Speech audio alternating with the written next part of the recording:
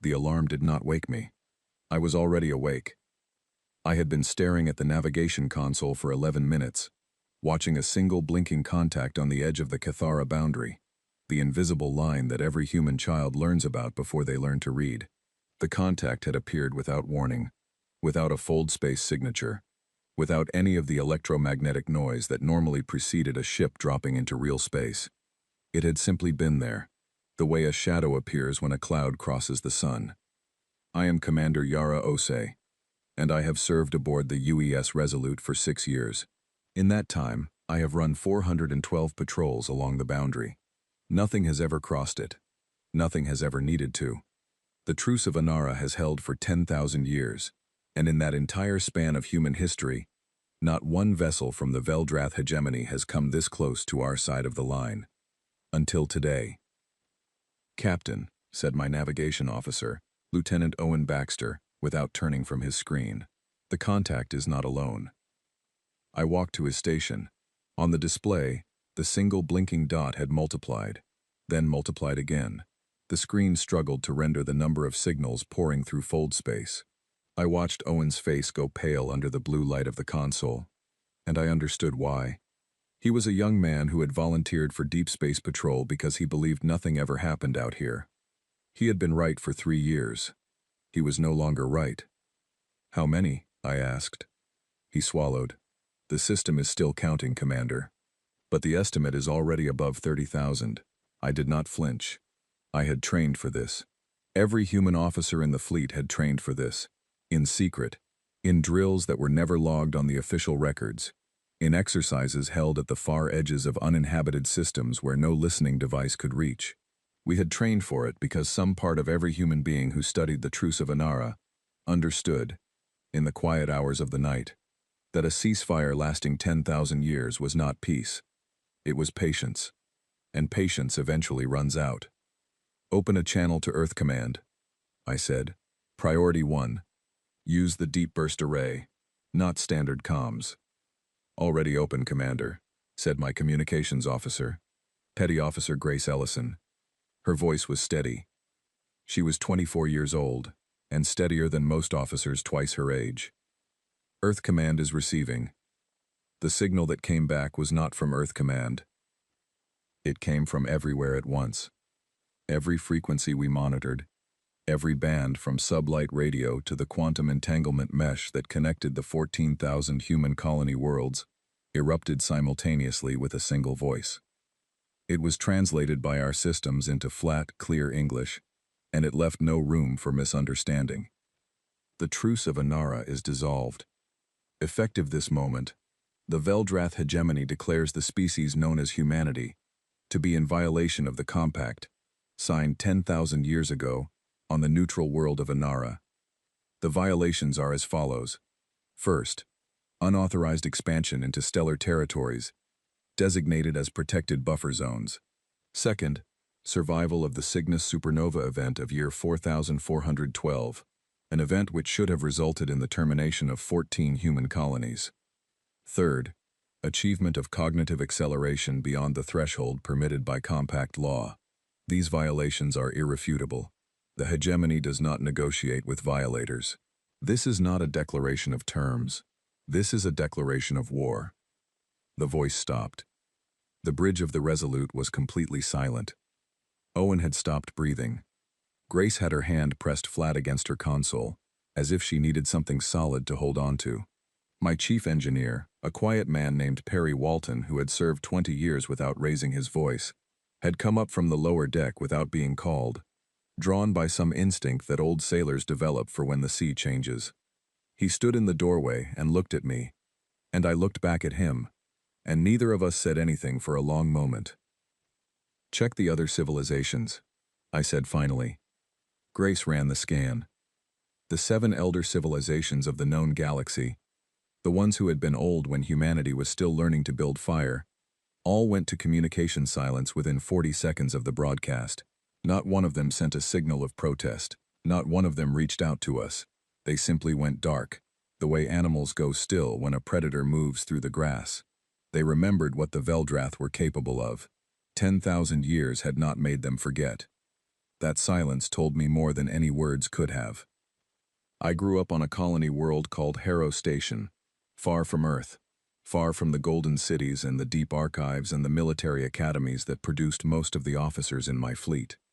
My mother was a geologist who spent her life reading rock formations for water, and my father repaired atmospheric processors in the worst storms Harrow had to offer.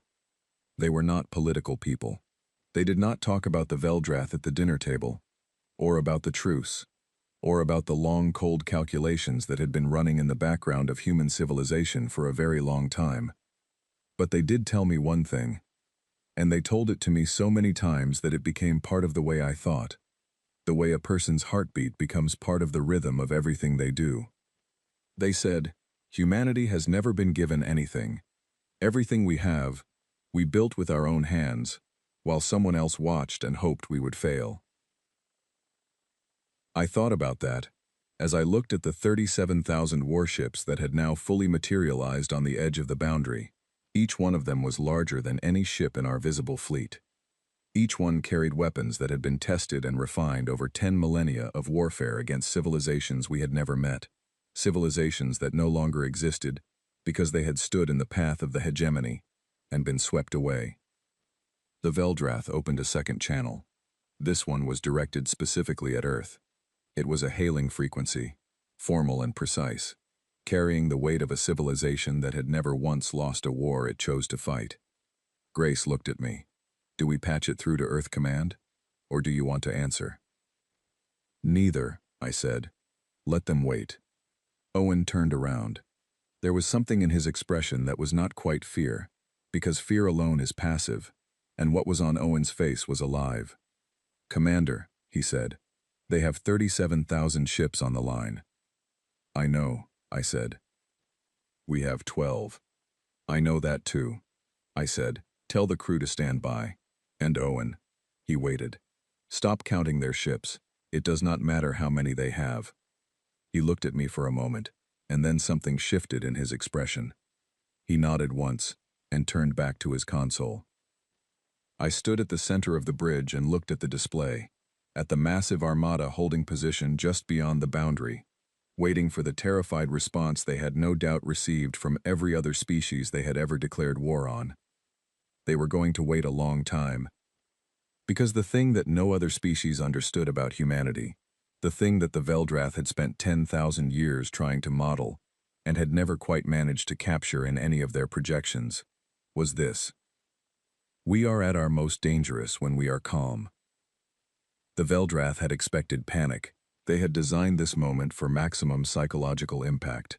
The simultaneous broadcast, the sheer number of ships, the formal language of the declaration, all of it was choreographed to collapse human command structures in the first minutes of the confrontation, to create a flood of desperate communications that their intelligence services could intercept and exploit. What they got was silence from the Resolute, and a single deep burst acknowledgement from Earth Command that contained exactly 3 words. We are ready. Grace read it aloud from her screen, and the bridge crew heard it, and I watched each of them take that message in and straighten a little, the way people straighten when someone they trust tells them that everything they feared is already accounted for. I had spent 6 years patrolling an empty line in space, and I had sometimes wondered, in the darkest part of my own private thoughts, whether the readiness was real, whether the training was more than ritual, whether the quiet confidence of Earth Command was genuine, or just the kind of comfortable certainty that powerful institutions develop to protect themselves from hard questions. In this moment, with 37,000 Veldrath warships idling on the other side of a 10,000-year-old agreement they had just torn apart, I discovered that I was not afraid, and that told me everything I needed to know. Grace, I said, log the time of the declaration, log the position of every vessel in that armada, then send the full data package to all 14,000 colony worlds on the Deep Burst network. They will receive it in approximately 11 seconds, she said. Good, I said. Every human being alive deserves to know what this day is, every single one of them. I turned back to the display and looked at the ships gathered there, ancient and vast and certain of their own dominance. And I thought of my mother cracking open a rock on Harrow Station with a small hammer and showing me the water crystal inside, perfectly preserved for 1 billion years, just waiting to be found. We had been waiting too. The Veldrath hailing signal pulsed again, still unanswered, still waiting for the voice of a frightened species reaching out for terms. I sat down in the command chair, crossed my legs, and said to no one in particular, "Let them wait a little longer." Owen, to his credit, almost smiled. Outside the view screen, the stars did not move. They never did. They simply burned, patient and indifferent, the same stars that humanity had been navigating by for 10,000 years, while something very large and very quiet had been taking shape in the dark between them. The Veldrath were about to find out what it was. For the first 8 hours after the declaration, nothing happened. That was the part that history books would later struggle to explain, because when every other civilization in the galaxy received a war declaration from the Veldrath hegemony, the response was immediate. There were distress signals, emergency broadcasts, offers of surrender dressed up as requests for negotiation, frantic transmissions to neutral parties begging for intervention. The galaxy had seen this script performed many times. The Veldrath had written it. Humanity did not follow the script. Earth Command maintained communication silence on all public frequencies for 8 hours and 14 minutes. During that time, the Veldrath Armada held position at the boundary. Their commanders, according to the intelligence we would later recover, spent those hours running probability models trying to understand what the silence meant. Was it confusion? A failure of their broadcast to reach human networks? A political collapse so swift that no one was left to respond? Their models generated 47 possible explanations. Not one of them was correct. I spent those 8 hours in 2 places. The first was my command chair, where I monitored the Armada and kept my crew steady through the simple discipline of appearing completely unbothered. Leadership, my first instructor at the academy once told me, is mostly performance. Not deception, but demonstration. You show your people what the appropriate response to a situation looks like, and they follow your example. If you are calm, they find a way to be calm. If you are afraid, they have permission to be afraid. The second place I spent those hours was in my own memory. I thought about everything I knew about the Veldrath, which was considerable. Not because I had studied them at the academy, though I had, but because in the 3rd year of my command, I had been quietly briefed by an intelligence division that officially did not exist, about a program that officially had never been run, concerning preparations that had officially never been made. The briefing lasted 9 days. I emerged from it a different person. The Veldrath hegemony was old in a way that made most human concepts of age feel trivial. Their civilization had been shaping the politics of the known galaxy for over 200,000 years. In that time, they had gone to war 41 times. They had won 41 times. Their military doctrine was not built on innovation. It was built on inevitability. When the Veldrath decided a species needed to be removed from the galactic equation, they did it with the same mechanical certainty that a person applies to removing a splinter. Not cruelty, not fury. Just efficiency. What they had never encountered, in 200,000 years of galactic dominance, was a species that had spent 10,000 years specifically preparing for the moment the Veldrath came for them. The Truce of Anara had been presented to humanity as mercy. And maybe, in the year it was signed, when our ancestors were a scattered species clinging to one planet and a handful of orbital platforms, maybe it had been. But at some point, in the long stretch of 10,000 years, someone in the deep architecture of human strategic thinking had looked at the truce and seen it for what it really was, a timer. The 8 hours ended when the Secretary General of the United Earth Assembly appeared on every screen on every world in human-controlled space. The transmission was clean, unhurried, and lasted exactly 4 minutes and 30 seconds. I watched it on the bridge of the Resolute, with my crew gathered around me. She was a small woman with gray hair and steady hands, and she spoke without notes. She addressed the Veldrath directly for the first 40 seconds, acknowledging their declaration. Then she addressed humanity for the remaining time, and what she said was so simple that it hit harder than any speech I had ever heard. She said that the Veldrath had made 3 accusations. The first was that humanity had expanded into buffer zones. This was true. We had done so because the Compact never defined a buffer zone in measurable terms, and we had spent 2,000 years settling the ambiguity. The second accusation was that we had survived an event that was supposed to end us. She paused here and allowed herself one small smile. She said that was correct, and that she offered no apology for it. The third accusation was that we had achieved cognitive acceleration beyond permitted thresholds. She paused again. She said that was also correct, and that she considered it a compliment. Then she said, without raising her voice, "The Veldrath declared war this morning expecting fear. They will receive something else." The transmission ended. On the bridge of the Resolute, Perry Walton started clapping. He was not the type. Grace joined him, and then Owen, and then every member of my crew who was not actively required to keep their hands on a control. I did not clap. I was watching the Veldrath Armada's formation on the display. It had tightened. That was interesting. A tightened formation before an advance was standard Veldrath tactical doctrine. I had studied their battle records as part of my briefing. 41 wars of clean, decisive military action. And their opening move was almost always the same. Demonstrate overwhelming force at close range. Give the enemy one final opportunity to surrender. Then advance. "Owen," I said, cutting through the noise. "Where is the nearest Shepherd unit?" The clapping stopped. Owen knew what a Shepherd unit was. All senior officers did, though we did not speak about it in routine communications. He pulled up a secondary display and keyed in a coded query. The system ran the request through 3 layers of encryption before returning a result. "Shepherd 7, he said quietly. 12 light minutes from our position." 12 light minutes was not far. Not for a ship that could fold space. "Send a contact ping on the blue channel," I said. "Standard format." "Sending," said Grace. We waited. The Veldrath Armada crossed the boundary at hour 9. They did not send another hailing signal. They did not issue an ultimatum. They simply moved. The way a tide moves, not in a rush, but in a certainty that nothing in its path would stop it.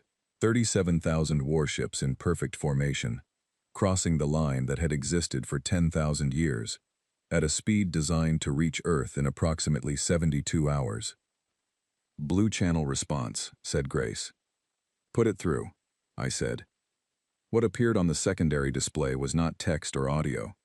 It was a tactical map, and on that map were positions. Not 12 positions, not 20. 316.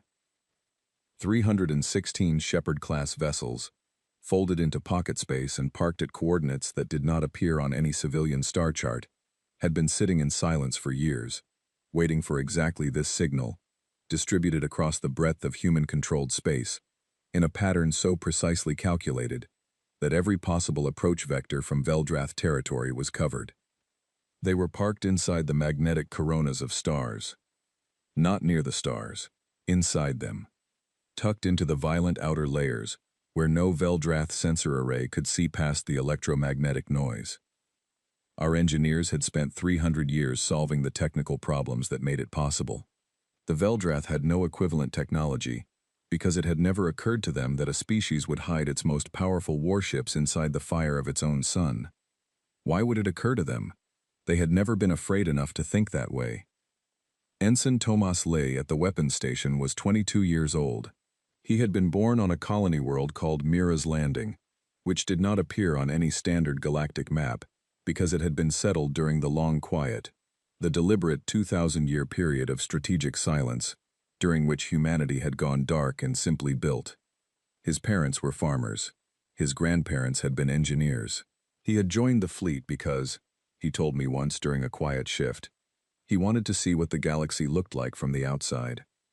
I looked at him now and said, "Ready weapons, Ensign." He was already working. "Weapons ready, Commander," he said. His voice was completely level. I thought, they counted the wrong humans. The Veldrath Vanguard, 200 ships sent ahead of the main armada as the standard opening probe, crossed 600,000 kilometers into human space before they detected us. By that point, it was already over for them.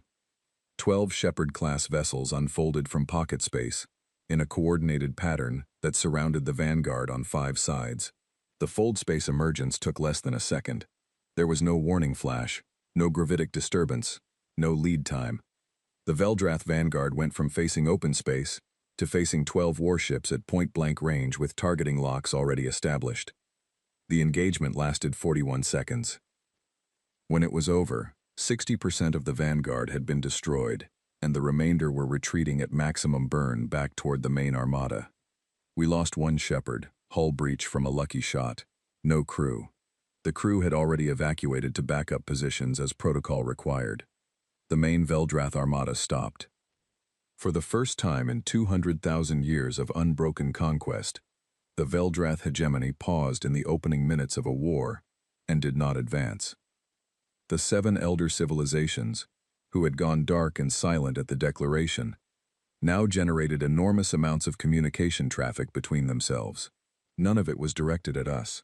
We intercepted fragments anyway.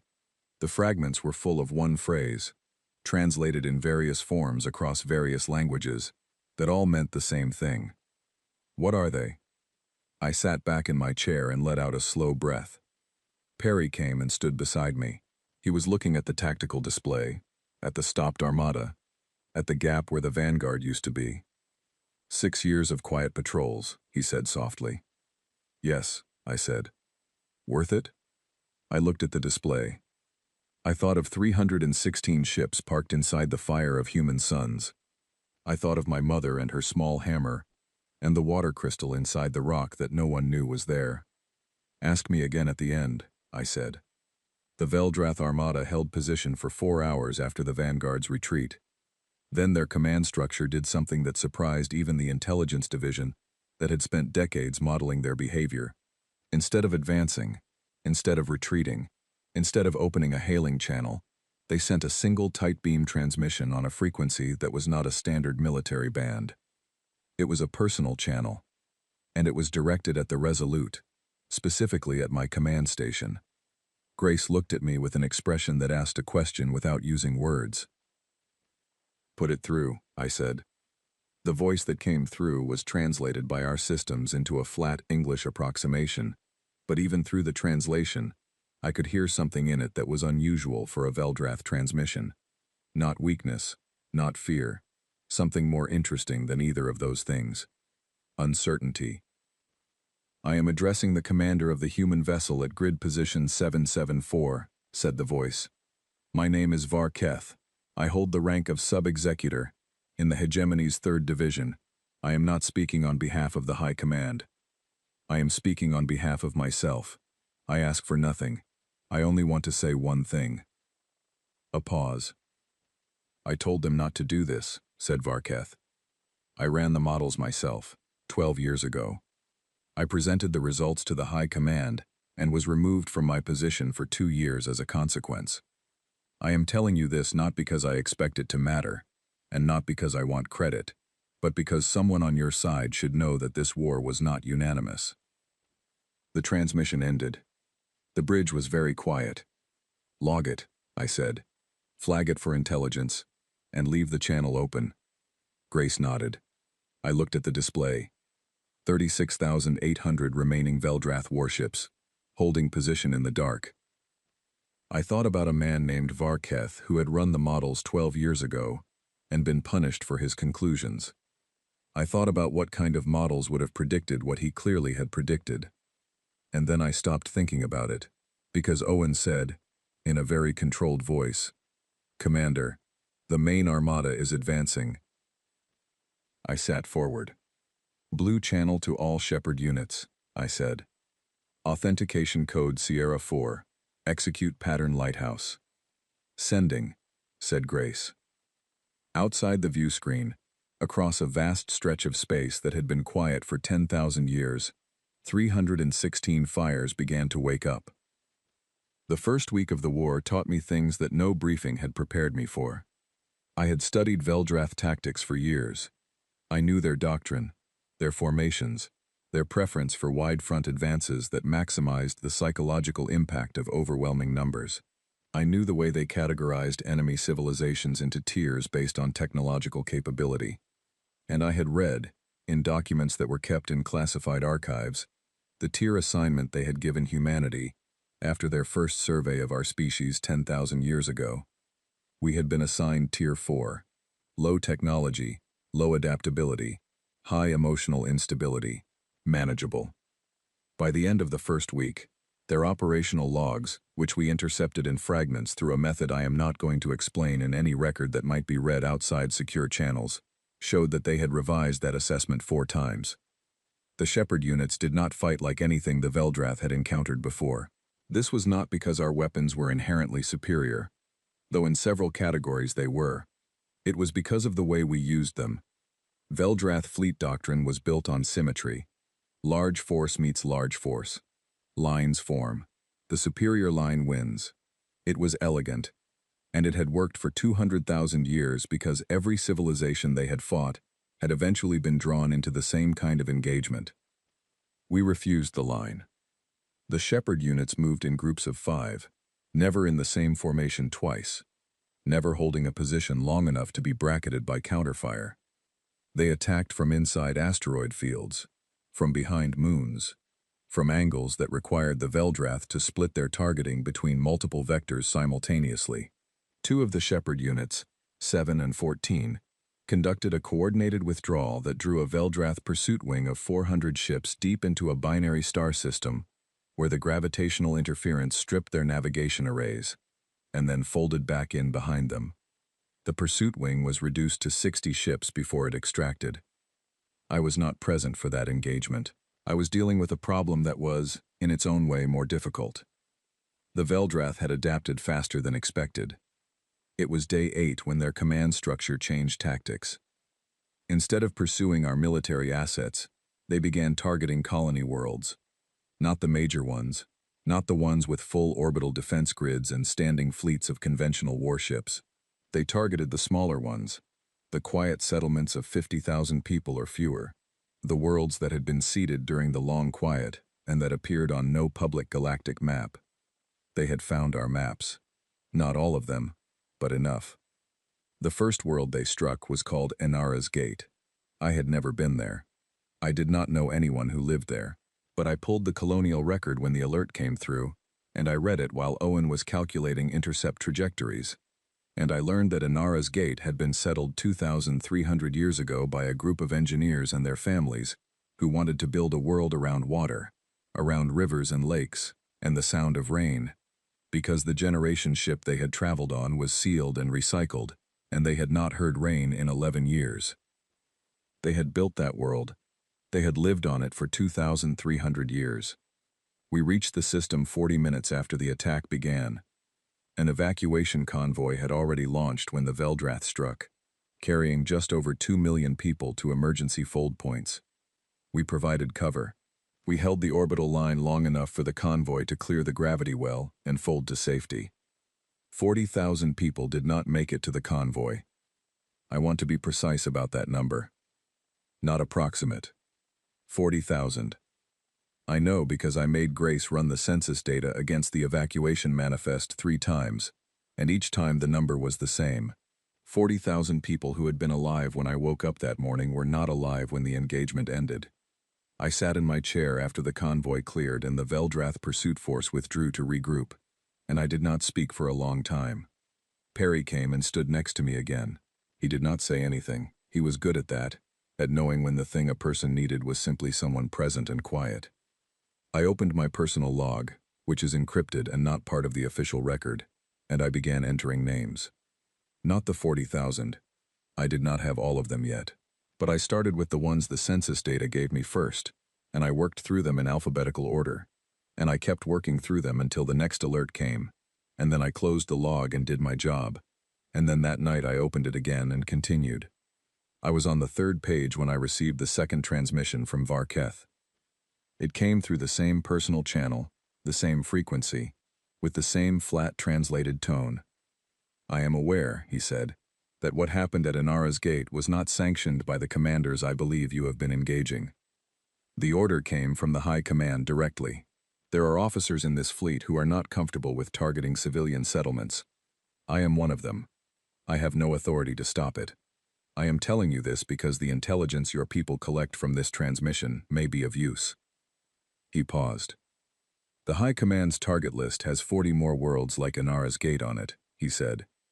"I do not know which ones or in what order, but I know the selection criteria. They are choosing worlds with populations below 100,000, worlds that have no registered orbital defense systems, and worlds that are more than 6 light hours from any identified Shepard unit position. They believe this minimizes their engagement risk." Another pause. "I told them not to do this," he said again. "I told them 12 years ago. I told them again this morning. No one is listening." The transmission ended. I looked at it on the screen for a long time. Then I called my senior staff to the briefing room. My senior staff at that time consisted of Perry, Grace, Owen, Ensign Tomas, and my medical officer, Dr. Nora Hadley, who had said almost nothing since the declaration, but who appeared to think more efficiently than most people I had ever served with. I laid out what I knew. I told them about Varketh's transmissions, both of them. I told them about the target selection criteria. I told them I could not verify any of it, and that the transmissions could be disinformation, designed to draw Shepard units away from strategic positions into defensive postures around minor worlds. Nora spoke first. "Could also be genuine," she said. "Yes," I said. "Veldrath internal dissent is not something their doctrine accommodates well," she said. "If this Varketh is real, the fact that he is transmitting to us at all represents an enormous personal risk for him. Or it represents a carefully constructed intelligence operation," I said. "Both can be true," she said. "A person can be taking a genuine personal risk in service of an intelligence operation they believe in." I looked at her. She was right, and it was annoying how quickly she had cut to the center of it. "I am going to forward this to Earth Command and to the Intelligence Division," I said. "I am not going to act on it independently, but I want your honest assessments of the threat to unregistered colonies. If Varketh's criteria are accurate, how many worlds match the profile?" Owen had already run the numbers. He had run them before I even asked. That was Owen. He was never going to stop surprising me. "Using the criteria as stated," he said, 412 registered colony worlds match the profile. There are an unknown number of unregistered long quiet settlements that would also match, but we have no centralized data on those by design." 412, I said. "Yes, Commander." The room was quiet. "We cannot defend 412 worlds simultaneously with the assets we have," I said. It was not a question. "No," said Perry. "We cannot." "Then we need to make the Veldrath unwilling to attack them," I said. "Not unable. Unwilling." Nora tilted her head slightly. "There is a difference." "Yes," I said. "Unable is a logistics problem. We solve logistics problems with resources, and right now our resources are stretched. Unwilling is a different kind of problem. To make an enemy unwilling, you have to change the calculation they are running. You have to make the cost of each attack exceed the benefit they receive from it." Perry leaned back in his chair. "You want to hit something that matters to them." "I want to hit something that changes the math," I said. "Not a population center, not a civilian target. I want to hit a command infrastructure asset that makes every subsequent attack more costly for them to plan and execute." "The Delian corridor relay stations," said Owen, without looking up from his calculations. Everyone turned to look at him. "The Veldrath use a chain of relay stations through the Delian corridor to coordinate their fleet movements in this sector," he said. "The chain has 23 stations. If you take out the 6 central nodes, the remaining stations cannot maintain fleet-wide communication coherence. Every attack order from the High Command would need to be routed through a degraded system, adding lag to command cycles, and creating windows for interception." I looked at him. "How do you know about the Delian relay stations?" He looked up finally, and there was something in his expression that was not quite embarrassment, and not quite pride. "I was in the Signals Intelligence program before I transferred to navigation," he said. "Some of what I learned stayed with me." I made a note to ask him more about that later. The 6 central nodes, I said. Can Shepard units reach them without being detected? 3 can get close enough, he said, if they move through the Delian Nebula, which scrambles passive sensor arrays. Active scans would still detect them, but the Veldrath do not typically run active scans inside the nebula because the interference causes false positives. It wastes their processing cycles. They know that the interference causes false positives, I said. Yes, he said. So they trust their own knowledge of the interference patterns to protect them from needing to run active scans. Yes, he said again. I looked at the map he had pulled up, at the nebula, at the positions of the relay nodes, at the approach angles. If we move fast, I said, before they recalibrate their threat assessment after the Vanguard loss, we have a window. Approximately 36 hours, said Owen. After that, I expect they will run active scans as a precaution, right? Regardless of the processing cost. Then we have 36 hours, I said. I sent the full tactical package to Earth Command, and to the 3 Shepard unit commanders I wanted for the operation. I labeled it Option Lighthouse 2 and requested authorization. Authorization came back in 11 minutes. It was not just authorization. It was a commendation attached to the order, which was unusual, and which I did not have time to think about properly until later. The commendation was from Admiral Cora Bassett herself, commander of the 2nd Shepard Division, a woman who had been in pocket space for 2 years running exercises that were never logged, who had known exactly what kind of war was coming, and had never once let the waiting turn into doubt. The commendation said, "This is exactly the kind of thinking that wins." I did not feel proud. I felt focused, which is a different thing, and in my experience a better one. Pride is what you feel after. Focus is what keeps you alive during. Shepard Units 9, 15, and 22 entered the Delian Nebula at hour 31 of our window. At hour 35, they hit the 6 central relay nodes simultaneously. The Veldrath Fleet Command System went dark for 19 hours. In those 19 hours, no attacks were ordered on colony worlds. In those 19 hours, 3 other Shepard operations launched in different sectors, striking at fuel resupply points and forward staging depots, hitting assets that the Veldrath needed to sustain offensive operations at the rate they had been conducting them. In those 19 hours, Earth Command made a public statement to the galactic community, addressed not to the Veldrath but to every civilization watching. It laid out the Veldrath's attacks on civilian settlements. It named Inara's Gate. It asks no one for help. It simply put the facts into the record. And then, on hour 20 of the blackout, when the Veldrath had restored partial relay function and their command structure was issuing new orders, something happened that none of us expected. Varketh transmitted again. His voice sounded different this time. I did not know enough about Veldrath vocal patterns to name what the difference was, but Nora, who had been listening to all 3 transmissions and running analysis, said quietly that his stress indicators had increased by a factor she described as significant. "The High Command has identified the source of the relay attack," he said. "They are changing their target list. They are no longer selecting worlds by population size. They are selecting worlds by symbolic value." He named 3 worlds. The first 2 were colonial, important but defensible. The third was Earth. I sat very still. "Their timeline for the Earth strike," said Varketh, "is 48 hours from this transmission. This is not confirmed fleet movement. This is a planning document I have accessed through means I will not describe. It may change, but the intent is real." He paused one final time.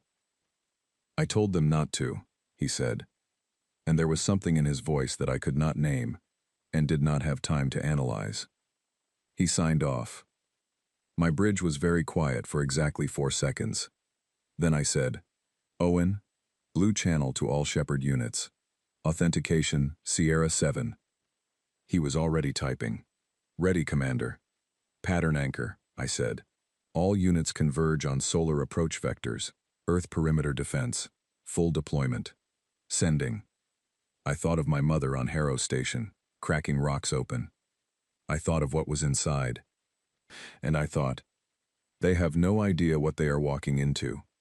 The 48 hours after Varketh's third transmission were the longest of my life, and I have spent time in situations that had no business taking as long as they did. Earth Command received the intelligence. They did not panic. They had been running contingency plans for a direct approach on the solar system since before I was born, and the response was immediate, coordinated, and silent in the way that human military operations had been silent for 2,000 years. The outer defensive pickets moved, the deep installations activated, the Shepherd units repositioned. None of this was visible to any outside sensor. The solar system, to any observer watching from beyond its edge, looked exactly as it always had. A quiet star with a small family of planets, orbited by the remnants of whatever civilization used to live there before the Veldrath came. I brought the Resolute back to the inner system, which was not standard protocol for a deep patrol vessel, but Earth Command had authorized it, and I was not about to argue. Being near Earth in the next 48 hours felt important in a way I could not entirely explain, and I have learned to trust feelings I cannot explain, because they are usually my mind finishing a calculation that the rest of me has not caught up to yet. We were passing the orbit of Jupiter when Grace picked up the Veldrath advance formation. Not 37,000 ships this time. The main armada was still operating in the outer colonies, pressing the engagement on multiple fronts, trying to stretch our defensive resources thin. What was coming toward Earth was a strike force. Precise, targeted. 1,200 of their finest warships in a formation our tactical systems immediately identified as a Veldrath spear configuration. A spear was designed for a single deep penetration strike on a defended position. It was not meant to hold territory. It was meant to reach a target, destroy it, and extract before a response could be coordinated. They were going to try to reach Earth itself. All Shepherd units confirm position? I asked. Owen ran the check. All 112 solar sector units confirm position, Commander. Pattern anchor is active. 112 Shepherd units, distributed across the solar system in a formation that looked, on a tactical display, like the inside of a cage. The Veldrath spear was going to fly straight into it. But I was not going to wait for them to reach it. Owen, I said, what is the earliest intercept point? He calculated. Outside the orbit of Saturn, Commander. If we move now. We move now, I said. The Resolute was not a Shepherd unit. She was a patrol vessel, fast and well-armed but not built for the kind of combat the Shepherd units were designed to deliver. Engaging a 1,200-ship Veldrath spear in a direct patrol vessel was not what any sane tactical manual would recommend. I was not planning a direct engagement. I was planning something much simpler. A Veldrath spear worked because it was fast, focused, and committed. Every ship in the formation locked onto the target vector and held it. Deviating from the spear broke the formation, and a broken spear was just 1,200 individual ships, which was still a large number, but was no longer a precision instrument. If you could force the spear to deviate, you could break it. Tomas, I said, I need you to do something very specific with our weapons systems. He turned to look at me. I do not want you to shoot at their ships, I said. I want you to shoot at the space directly in front of their lead elements. Close enough to force evasive action. Not to destroy, to redirect. He looked at me for a moment. You want to herd them, he said. I want to herd them, I confirmed. Into the northwest quadrant of the cage, where Shepherd units 41 through 48 are waiting. He turned back to his station. I can do that. I know you can, I said. We went in at full burn, the Resolute alone, against a formation that could have ended us 50 times over. And I will say this. My crew was extraordinary. Not one of them showed anything other than complete concentration. Not one of them looked at the odds and let the odds change how they did their job. They were 22 people at their stations doing their work with the precision of people who had trained for exactly this, who had believed for years that the training was real, and who were now proving that belief correct. Tomas fired his first spread at hour 1 of the intercept. The shots bracketed the lead formation of the spear, with enough force to require evasive action. The lead elements moved. The spear adjusted. We adjusted with it, firing again, pushing, redirecting, not destroying, just moving them the way you move water with cupped hands, not stopping the flow but changing its direction. The Veldrath command aboard the Spear took 9 minutes to realize what was happening. That was 9 minutes longer than I expected, and later, when I had time to think about it, I decided it was because they did not have a model for this tactic. A single ship herding a 1,200 ship formation with precision fire was not something that appeared in their combat records. They had no response pattern for it. They had to invent one in real time. Their invented response was to detach 40 ships from the rear of the Spear to engage the Resolute directly. "Owen, fold point calculation, please," I said. "Already done," he said.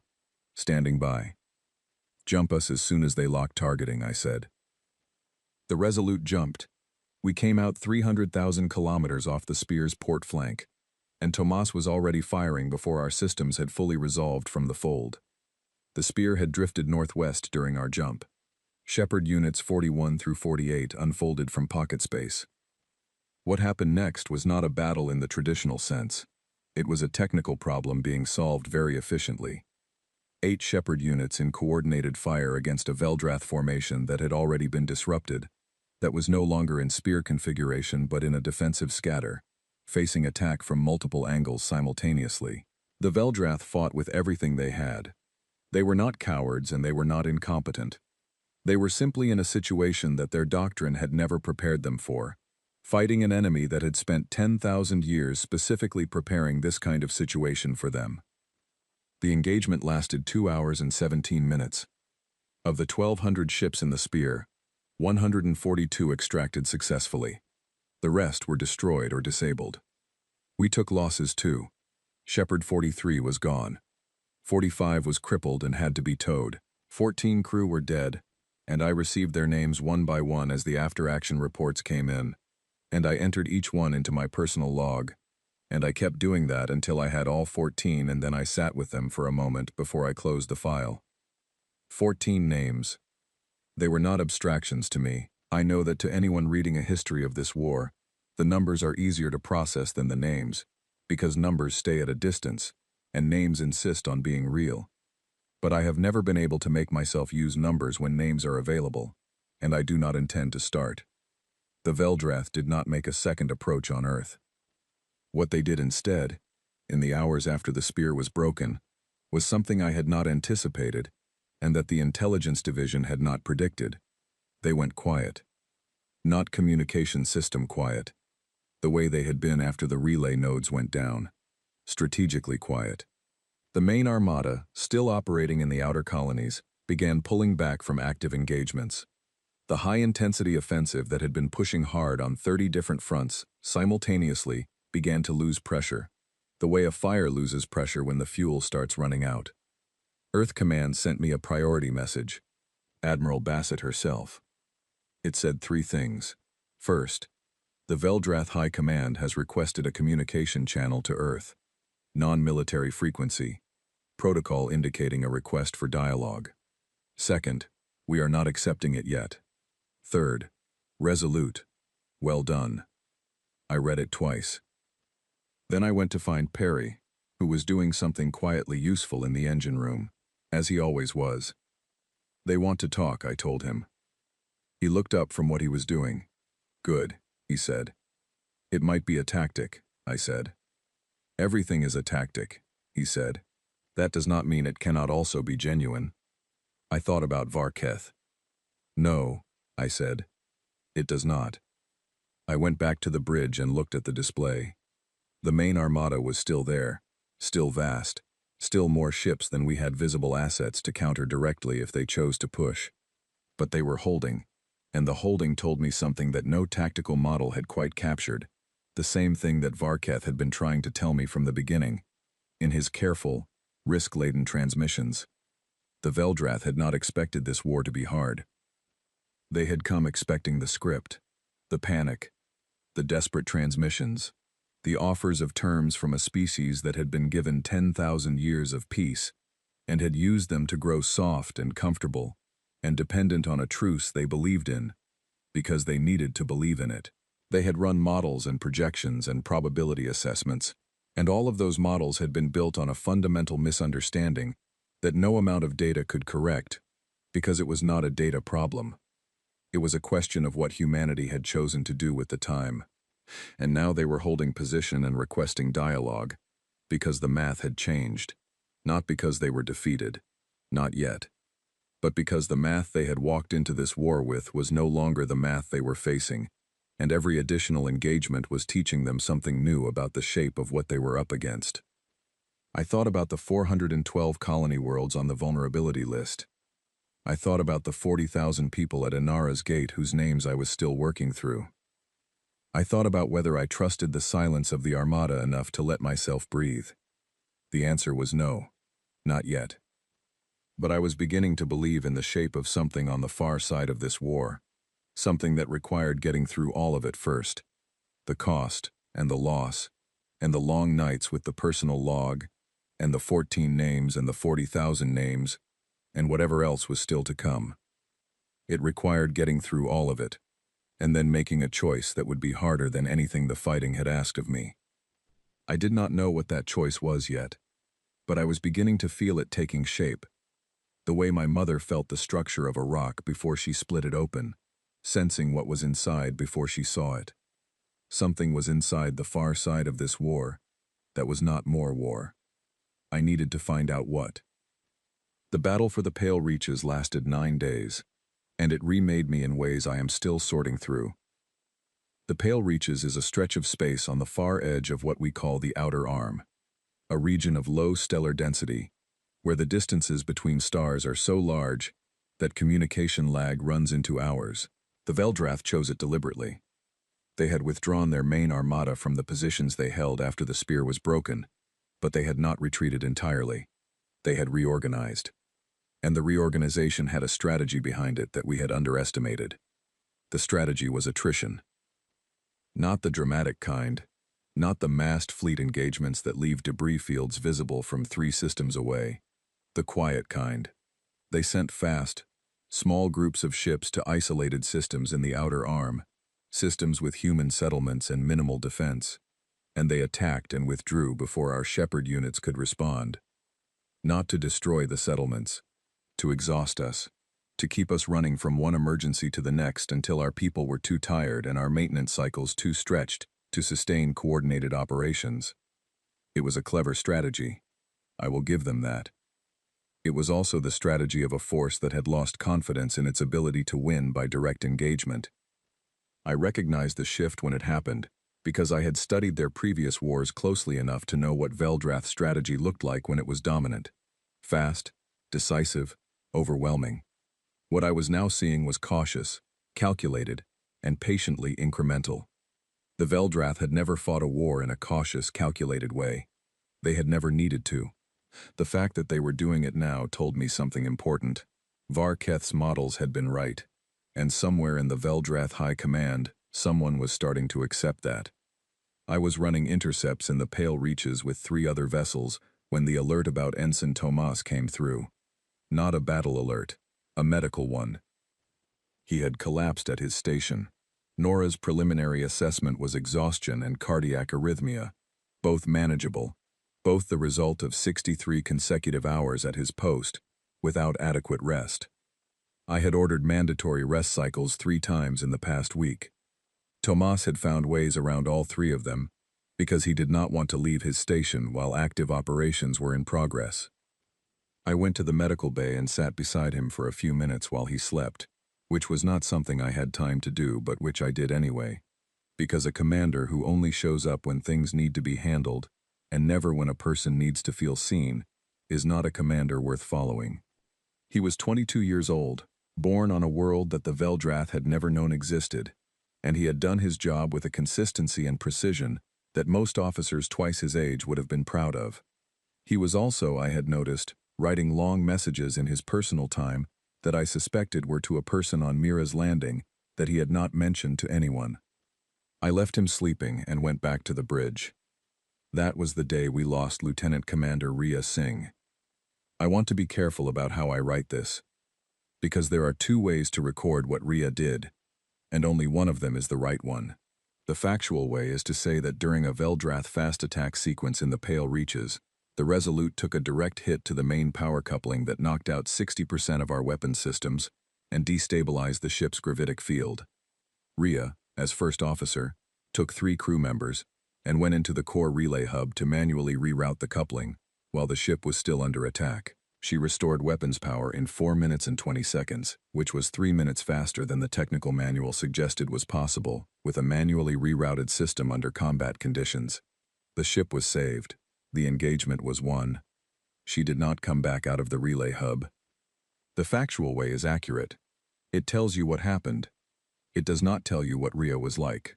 It does not tell you that she had served with me for 4 years, and that she had a way of standing at her station that made everyone around her stand a little straighter. It does not tell you that she had been scheduled to transfer to a command of her own at the end of this patrol, and that she had told me, 2 weeks before the declaration, that she was nervous about it. It does not tell you that she was the kind of person who was never nervous about the right things, and always a little nervous about the wrong ones, which is, in my experience, the surest sign that someone is genuinely capable. I wrote the letter to her family myself. I sat at my desk in the commander's quarters for 2 hours, and I wrote and erased and wrote again, and in the end the letter was not long because the things it needed to say were simple, and simple things do not need a lot of words to be true. I said that she had saved the ship. I said that she had done it the way she did everything, without drama and without hesitation, the way she always approached the hardest things, as if they were just the next item on the list that needed handling. I said that the crew of the Resolute would carry her name for as long as the ship flew. I meant it, and I still do. The Pale Reach's engagement shifted in the 6th day, when Owen identified a pattern in the Veldrath fast attack withdrawals. They were not random. They were following a route, a series of fold points that linked the outer and inner Veldrath positions into a continuous supply line, and the attacks on isolated settlements were incidental to the primary purpose of the route, resupplying a forward command position that their high command was using to direct the attrition campaign. The command position was mobile, 3 large vessels moving in a slow rotation through a cluster of systems at the edge of the Veldrath-controlled territory, never staying in one place long enough to be targeted, unless you knew the rotation pattern. And Owen, who had spent 6 days quietly analyzing the attack data and the fold point signatures, knew the rotation pattern. "I can tell you where they will be," he said, "in approximately 14 hours. I looked at his calculations. They were meticulous, with uncertainty ranges marked clearly and honestly, without the kind of wishful precision that intelligence sometimes uses to make a guess look like a certainty. "Confidence level?" I asked. 83%, he said. "High enough to act on, low enough to plan for the 17. I sent the data to Earth Command and to Admiral Bassett. The response was 18 minutes later. "Execute at your discretion. Resolute. You have first authority on this target." We waited the 14 hours. Shepard Units 9 and 22 came to meet us, arriving quietly at the designated coordinates 2 hours before Owen's predicted window. The 3 Veldrath command vessels arrived inside the window at hour 13 of our wait, which meant Owen had been off by 1 hour, and I was going to give him a commendation and never let him forget the 1-hour margin. The engagement was short and complete. All 3 command vessels were disabled before they could complete a fold jump. The crews were given 30 minutes to evacuate to life pods before the vessels were destroyed. This was deliberate. It was a choice I made without being ordered to, and I recorded the reasoning in the official log. The reasoning was simple. We were not fighting this war to see how many Veldrath we could kill. We were fighting it to reach a point where killing stopped being the available option. Every decision made along the way was either going toward that point or away from it, and destroying the crews of 3 disabled ships that could not fight back was not a direction I was willing to go. 64 Veldrath crew members were recovered by their own forces over the following 20 hours. I do not know what happened to them after that. I hope they were fine. I am aware that hoping and knowing are different things. The destruction of the mobile command position ended the Pale Reach's attrition campaign. Without the coordination hub, the fast attack groups lost their strategic coherence. Some continued operating independently for several more days, but the pattern was gone. and pattern was what made the strategy work. The Veldrath main armada, still holding in the outer systems, went through another cycle of communication silence, and then Earth Command received something new. Not a hailing signal this time. A formal diplomatic transmission, carried on a neutral party frequency, tagged with the authentication codes of the Veldrath High Command itself. They were requesting the presence of a human negotiating representative at a neutral location. They named Anara, the world where the original truce had been signed. I read the transmission 3 times on my personal screen. Then I set it down and looked out the view screen at the stars for a long while. Owen came to stand beside me. He did not ask what I was thinking. He had learned, over the course of this war, when to ask and when to simply be present. It was a skill I had never taught him. He had arrived with it, already built in. "Do you think it is real?" he asked finally, when the quiet had gone on long enough that a question felt like the right shape for it. "I think the math changed for them," I said. "And I think when math changes for the Veldrath, they are capable of acknowledging it. I just do not know what acknowledging it looks like in practice." "Varketh?" he said. "Maybe," I said. I had not heard from Varketh since the night of the Earth approach. His last transmission had come when the spear was still forming, and after the spear was broken, the personal channel had gone silent. I did not know what that meant. I had passed his transmission records to intelligence and received an acknowledgement but no further information. I thought about him more than was strictly useful. I thought about a Veldrath officer who had run the models 12 years ago and been punished for the results, who had nevertheless held on to those results long enough to transmit them to an enemy he had never met, through a channel that put him at enormous personal risk, because he thought the information might matter. I thought that knowing the right thing was going to happen and being unable to stop the wrong thing from happening first was a particular kind of exhaustion I recognized, because I had felt something like it myself in the hours before every engagement I could not win cleanly. I thought about what it would take to end this war in a way that left something worth keeping on the other side. And then Grace called from her station, in a voice that carried something in it that was not alarm but was close to it, a kind of charged alertness that made me turn around quickly. "Commander," she said, "the Aethon Collective has just sent a transmission." The Aethon Collective, the oldest of the 7 elder civilizations, older than the Veldrath themselves, a species so far removed from the rest of the galaxy's political structures that most diplomatic records simply noted their existence and then categorized them as uninvolved. "What does it say?" I asked. Grace looked at her screen. She read it twice, which meant it was short enough to read twice quickly, and still not be sure she was reading it right. "It says," she said, "we will attend Anara. We will witness. We will remember." The bridge was very quiet. "3 sentences," said Perry. "Yes," I said. "From the Aethon Collective." "Yes." "Who have not issued a public communication in approximately 600 years. "Yes," I said. "That is correct." Perry looked at me. "Then I think," he said, "that something significant is about to happen." I looked at the stars. "Yes," I said. "I think so too." The journey to Anara took 4 days, and I spent most of those 4 days preparing for something I had never been trained for. Diplomacy. Or what would pass for diplomacy between a species that had just spent weeks in open war and a civilization that had started that war and was now, for reasons that were still becoming clear to me, willing to sit across a table from the people it had underestimated. I was not the lead negotiating representative. Earth Command had sent its own team, led by Undersecretary for External Relations, a man named Cole Whitmore, who had spent 30 years in galactic diplomatic service and who I had spoken to twice by tight beam transmission during the journey. He was a precise, careful man who chose his words the way a surgeon chooses instruments, not the ones that felt right, but the ones that would do the job with the least unnecessary damage. I was there as a fleet representative and as a witness, which suited me. I was better as a witness than as a negotiator. I tended to say what I thought directly, which was useful in combat, and occasionally catastrophic in rooms where everyone was trying to say 3 different things at once. Anara itself was a small world, I had looked it up in the historical records during the journey.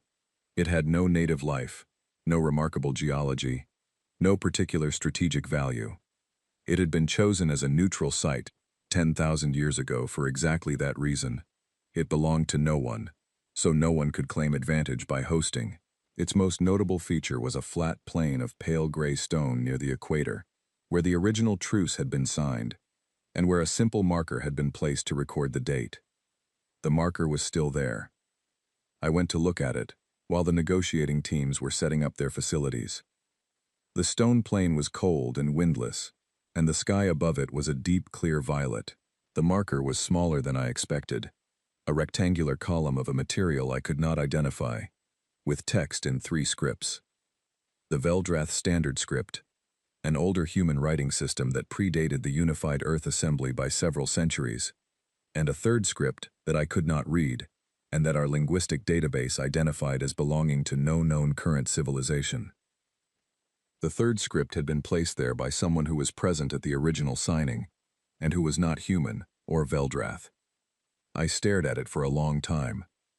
Then I heard footsteps on the stone behind me, and I turned, and I was looking at a Veldrath for the first time in person, rather than on a display or in a tactical analysis. They were taller than I expected, with a stillness about them that read not as calm but as something older than calm, a quality of presence that seemed to occupy space differently from the way humans occupied it. He stopped a few meters from me, and we looked at each other. "You are the commander of the Resolute," he said. His translator device was more sophisticated than the fleet standard equipment I was used to, and his voice came through in English with something closer to natural cadence. "Yes," I said. "I am Varketh," he said. I do not know exactly what I had expected Varketh to look like. In my imagination, during the weeks of his transmissions, I had built a picture without thinking about it, the way minds do when they have a voice but no face to attach it to. The picture was not entirely wrong. He was older than I expected, and there were markings on his facial structure that I later learned indicated long service and some degree of official censure, which was consistent with what he had told me about the 2 years he had been removed from his position. "I know," I said. He looked at the marker. "The 3rd script," he said, "is Athon." They were present at the original signing, as witnesses. "And now they are present again," I said. "As witnesses," he said again. "The Athon do not intervene. They observe and record. Over the course of their existence, they have witnessed the end of 14 civilizations and the beginning of 11 new political orders. They consider themselves the memory of the galaxy." "That is a significant role," I said. "It is," he said. "The fact that they came to Anara means they believe this moment is significant enough to remember." We stood in silence for a moment on the pale stone plain. "The High Command does not know I am speaking with you now," he said. "I have been assigned to the delegation as a technical advisor, which gives me some freedom of movement. I wanted to speak with you before the formal sessions begin." "Why?" I asked. He was quiet for a moment. The violet sky turned slightly as the planet rotated, and the light changed. "Because I have spent 12 years believing that this war was a mistake," he said, "and I want to know if the person I have been transmitting information to is someone who can prevent it from becoming a permanent mistake. The fighting can stop. That is not difficult. Civilizations have stopped fighting before. But the thing that replaces the fighting can be as damaging as the fighting itself, if it is built on the wrong foundation." I looked at him. "What is the right foundation, in your view?" "Accuracy," he said. "Not mercy. Not forgiveness. Those are important, but they come later. First, accuracy. The situation as it actually is, not as either side wishes it to be." "And what is the situation as it actually is?" He turned to look at me directly, and the quality of that look was one I recognized. Because I had seen it in mirrors, the look of someone who has known a difficult truth for long enough that it has stopped feeling difficult and has simply become the shape of how they see the world. "The situation," he said, "is that the Veldrath hegemony has never encountered a civilization that was more patient than we are, and we do not know what to do with that." I thought about 10,000 years. About ships parked inside suns. About my mother's small hammer. And the water crystal inside the rock. That is accurate, I said. The High Command will offer terms, he said. They will offer a restoration of the original truce with revised boundary definitions. Cole Whitmore will receive the offer, and he will be professionally careful about it, because that is his function. And what is your function? I asked. Technically, to advise on matters of spatial boundary law, he said. Practically, to make sure the forged clause gets discussed. I went very still. You know about it, I said. It was not a question. I discovered it 9 years ago, he said, while I was running the same models that led me to oppose this war. The original truce documents contain a modification that was made after the signing but before the public record was sealed. It expanded the definition of permitted Veldrath territorial action in a way that made almost every expansion your species undertook in the last 5,000 years, technically a violation under the modified text. The modification was made by 3 members of the High Command, who have been dead for 4,000 years. No one currently serving knew about it. Or if they did, they chose not to question it. But it was the basis for the declaration of war, I said. It was one of 3 stated bases, he said, but it was the foundational one. Without it, 2 of the 3 accusations in the declaration have no legal standing under Galactic Compact law. I thought about Earth Command's broadcast, 3 weeks ago, the one that had laid out the modified clause to every watching civilization. The reaction had been immediate and significant. 2 of the civilizations that had sided with the Veldrath had withdrawn their support within hours. The Veldrath had been unable to publicly contest the broadcast because contesting it would require acknowledging the modification, which meant acknowledging that the legal basis for the war was built on something that had been deliberately constructed rather than discovered. Earth Command has the original document, I said. We decoded it from archives that your people accessed during the Long Quiet, he said. You knew about it for at least 2,000 years. We were waiting for the right moment, I said. He looked at me, and there was something in that look that was not quite admiration, and not quite exasperation, but was somewhere in the space between them where complicated feelings tend to live. Yes, he said. I assumed you were. The formal sessions began the next morning. I sat in the observer section and watched Cole Whitmore work, and I found myself admiring him in the way I admired anyone who was exceptionally good at a difficult thing. He was patient in the way that experienced negotiators are patient, not passive, but genuinely comfortable with silence and ambiguity, not needing things to be resolved on his timeline. The Veldrath delegation was led by a senior official whose translated title was something like Grand Arbiter, a position that combined functions we would separate into diplomatic and legal roles. She was younger than I expected from the title, or at least she carried youth differently than I anticipated, with a directness that cut through the careful formalities faster than the pace the sessions had been expected to maintain. On the 3rd day, Cole Whitmore laid the original truce document on the table. The room became very still. The Grand Arbiter looked at it for a long time.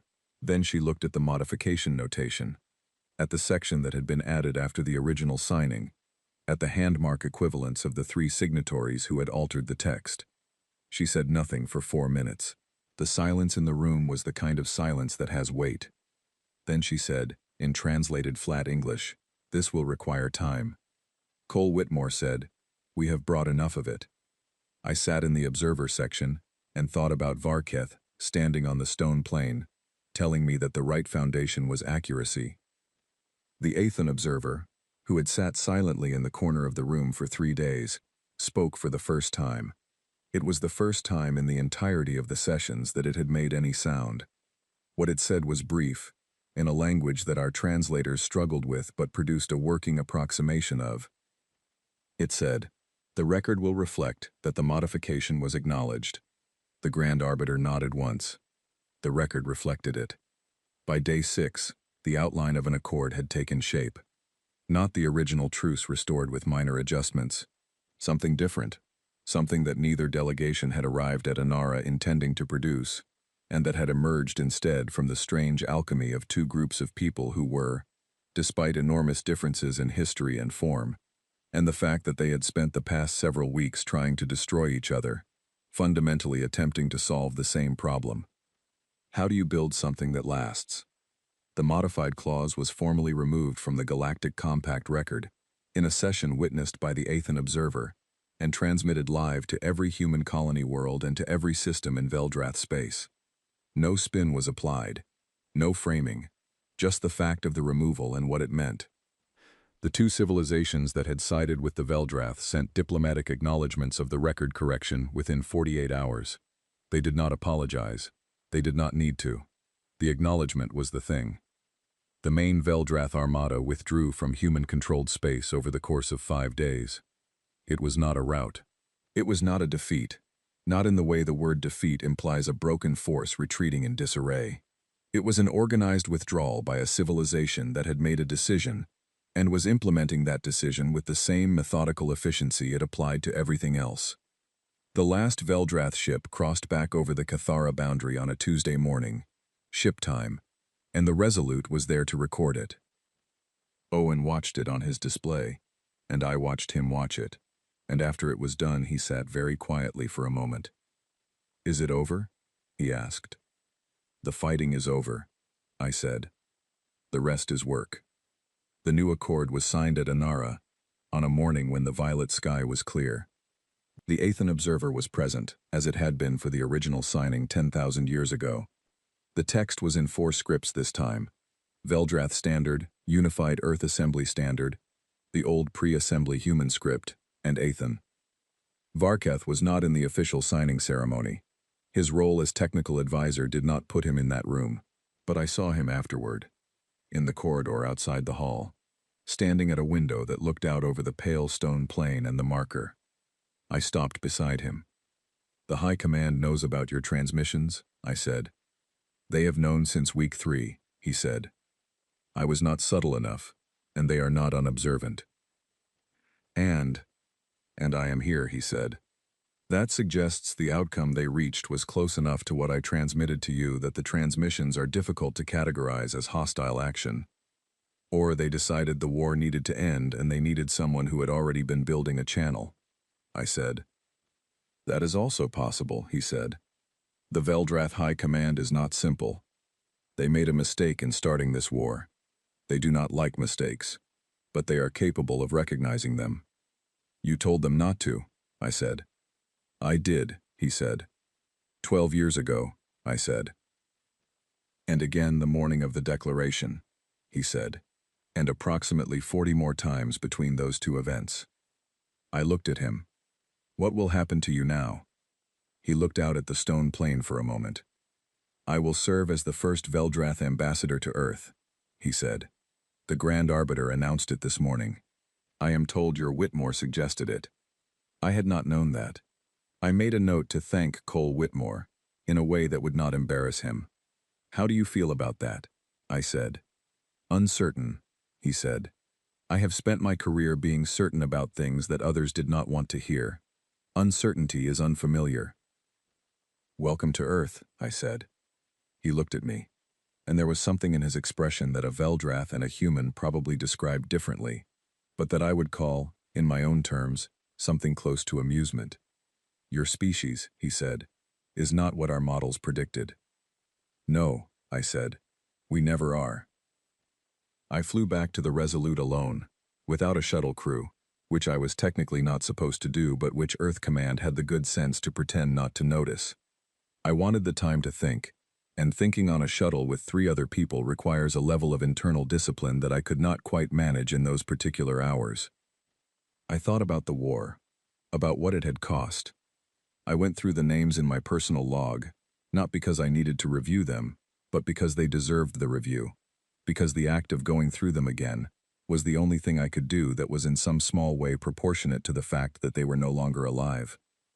14 names from the crew records, 40,000 from Inara's Gate, the others from other engagements, tallied and recorded in the official casualty lists that I had read in full and would read again. I thought about Rhea. I thought about the question Perry had asked me on the first day, as the Shepherd units were waking up inside their stars. Worth it? I sat with that question in the quiet of the shuttle for a long time.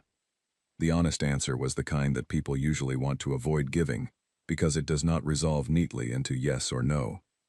Was the new accord worth Inara's gate? No. Nothing is worth Inara's gate. Was the removal of the forged clause from galactic law worth Rhea? No. Nothing is worth Rhea. But those are not the right questions. The right question is not whether the outcome justified the cost, because nothing justifies that kind of cost. The right question is whether, given that the war happened, given that the Veldrath chose to start it and we chose to finish it, in a way that left something standing on the other side, we built the best outcome available. And I thought that we had. Not the ideal outcome. The ideal outcome would have started 10,000 years ago, when someone could have looked at the Truce of Inara and said, "There is a forged clause in this document, and we should address it now, rather than waiting until it becomes a reason for war." The ideal outcome would have been no war at all. But we had arrived at an outcome where the forged clause was removed, where the record was corrected, where a Veldrath officer who had spent 12 years being right about something no one wanted to hear was going to come to Earth and try to build something new, and where the Aethon Collective had written it all down, so that 10,000 years from now, when the galaxy had turned over again and new species had risen, and old certainties had softened into history, there would be a record that said, "This is what happened, and this is what they chose to do about it." I docked with the Resolute and walked onto the bridge, and the crew was there, most of them, the ones whose watch it was, and they looked at me the way crews look at commanders when something large has concluded, and the space after it is still finding its shape. Owen at his station, Grace at hers, Perry at the back of the room, leaning against the wall with his arms crossed, which was his way of not quite being in the room but not quite being out of it either. Tomas at weapons, fully recovered, looking 22 years old and slightly older than 22 at the same time, which is what war does to people who come through it. I sat down in the command chair. For a moment, no one said anything. Then Owen said, very quietly, "What do we do now, Commander?" I looked at the view screen. The stars were there, the same stars that had been there for 10,000 years of truce, and 10 weeks of war, and now something that did not have a good name yet. Something that was not peace exactly, but was heading in that direction. 14,000 colony worlds, 316 Shepherd units returning to their quiet positions, not disbanded, not retired, because the galaxy was still the galaxy, and the work of building a defensible peace was generational. A Veldrath ambassador on his way to Earth, the Aethon record updated and sealed. My mother on Harrow Station, with her small hammer, and the water crystal she had found after 1 billion years of waiting inside the rock. "We go home," I said, "and then we figure out what comes next."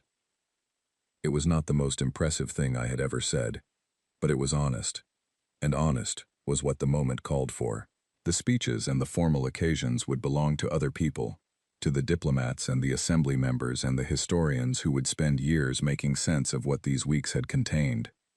My job, today, was to take my crew home. I had never been more ready for a simple task in my life.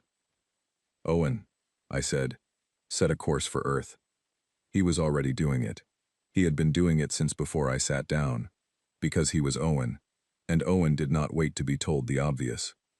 "Course set, Commander," he said. "Take us home," I said. The Resolute turned in the dark between the stars, patient and steady as she had always been, and we flew toward the small bright point of the sun that humanity had been born under, that had hidden 300 ships in its fire when the moment required it, that was burning now exactly as it had burned for 10,000 years of waiting and 10 weeks of truth. The stars did not move. They never did. But we were moving, and that was enough.